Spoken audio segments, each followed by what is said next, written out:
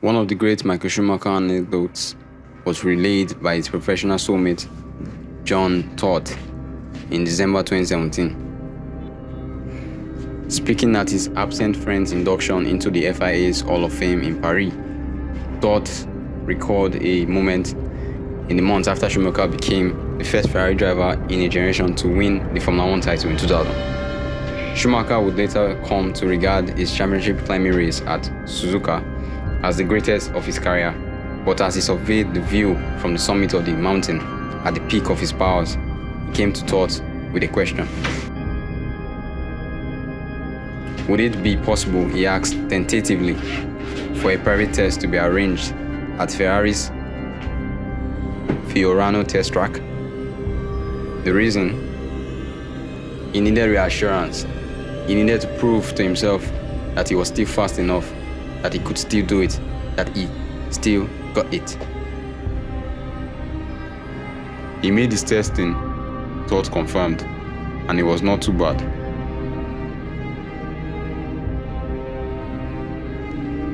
That he felt compelled to keep questioning himself even in the aftermath of his crowning glory reveals the secret to his enduring excellence.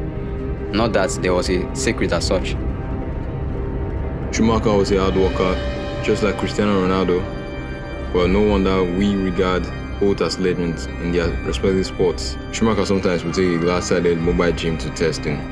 So at the end of a long day, when the other drivers are busy getting their bodies massaged, they would get a sneak peek of the legend still pushing his limits. Man, that's crazy stuff. To be great, you gotta put in the effort, I guess, man. There is a wonderful photograph of the scene in Parc Ferme, following yet another Ferrari 1-2 finish in Melbourne in 2004, as Rubens Barrichello, second again, is still in the process of removing his helmet. Schumacher is already climbing the stairs to the podium, always one step ahead.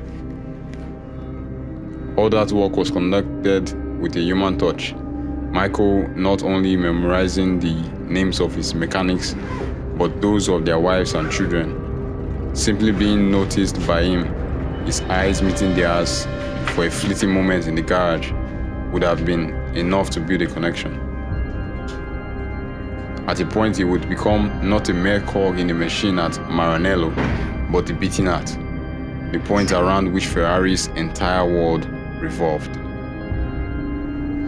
For a team whose heritage is lined with tales of tragedy and glorious failure, the winning culture and impossible standards set during Schumacher's tenure have become a chain around the necks of all who have followed, including Charles Leclerc and Carlos Sainz, even Mark Binotto.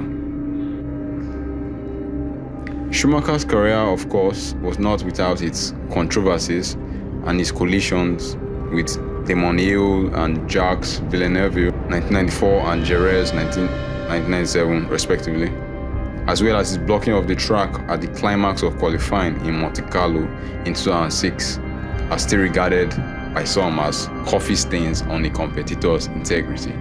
But if you ask me, every great legend has some stain, has some skeleton in their closet. We're not perfect.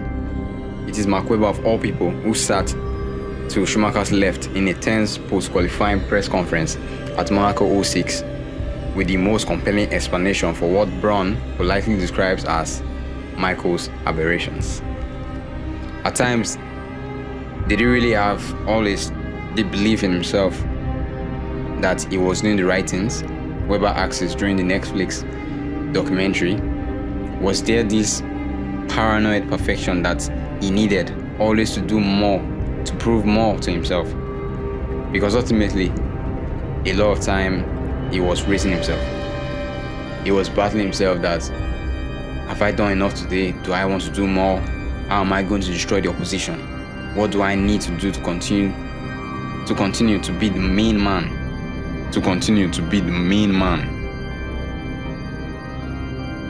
His return to F1 with Mercedes between 2010 and 2012 failed to meet expectations.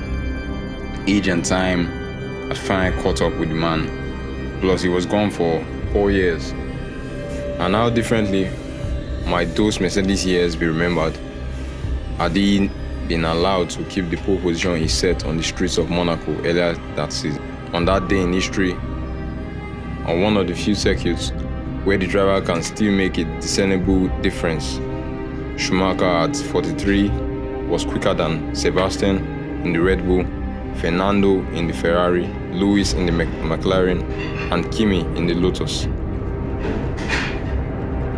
A skiing accident in December 2013 cruelly denied him the fulfilling retirement he deserved. And if there is frustration in some quarters about the continued lack of information on Michael's condition, you would defy anyone to contest the closing words of his wife, Corina, in a Netflix film. Life is about passions read the message on Schumacher's helmet for his final race. Thank you for sharing mine. The pleasure was all ours. We love you and happy birthday, sir.